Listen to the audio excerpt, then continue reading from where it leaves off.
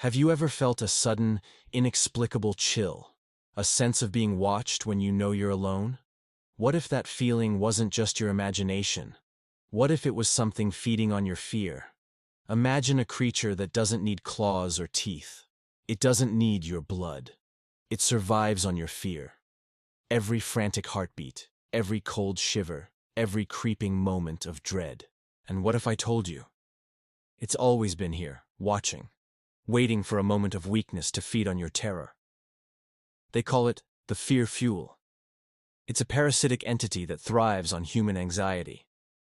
Every pulse of panic, every stifled scream, every racing heartbeat makes it stronger. The more fear you feel, the more it grows, until it's no longer just a nightmare. It becomes the puppeteer of your mind. No one knows when it first appeared. Some historians trace its origins back to prehistoric times, when our ancestors gathered around crackling fires, and the shadows danced ominously across cave walls.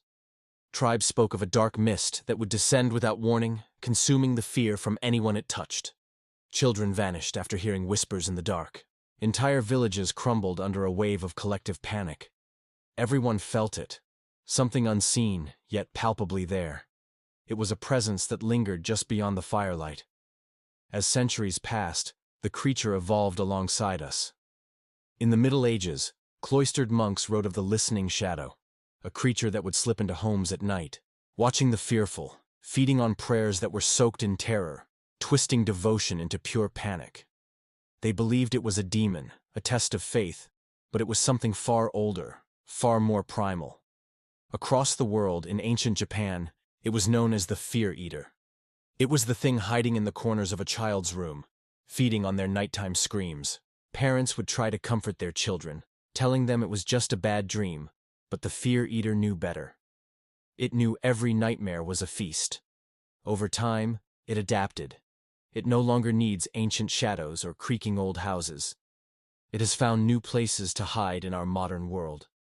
It's in the startling vibration of your phone at 3 a.m., waking you in a cold sweat. It's in the sudden news of a distant disaster that sends millions into a frenzy. It's in the deafening silence that follows the last scream in an empty room. Every moment of anxiety, every flicker of dread, strengthens it. It's no longer just haunting you from the outside. It's growing within you, controlling you from the inside out. Your own thoughts become its weapon. The small worries, the irrational fears, they aren't just yours anymore. They are its sustenance. There's a moment that always comes for those it targets. It's the moment you try to rationalize the sound you just heard. The moment you tell yourself everything is normal, even when your instincts are screaming otherwise. That's when the shadows begin to move. You might see it from the corner of your eye, fingers of darkness reaching across the walls, slithering into the corners of your room.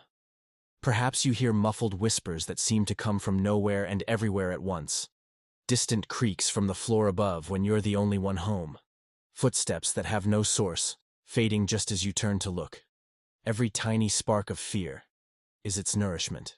It savors each one, growing more tangible, more real with every shudder that runs down your spine. The ancients left us warnings, etched into stone and scribbled on decaying scrolls. They all said something similar. If you feel a sudden, baseless terror, and the night grows heavier than usual, be cautious. Don't look directly into the shadows. Don't let your soul tremble. They knew that acknowledging the fear, giving into it, was like opening a door and inviting the entity inside. Because this creature doesn't kill in the way we understand. It doesn't need to.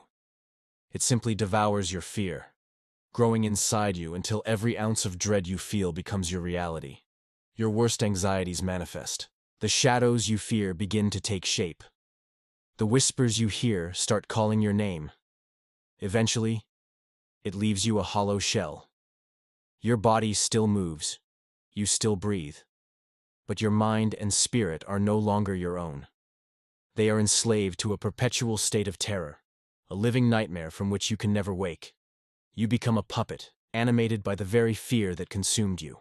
So tonight, when you're lying in bed and you feel a chill that has no cause, or a silence that feels too loud, when you see shadows flickering at the very edge of your vision, remember this. It's probably not just your imagination. It's the creature that has always been here, watching, feeding, and waiting. Every fear you feel is its fuel. Every shiver that racks your body gives it strength. Every scream that catches in your throat cements its grip.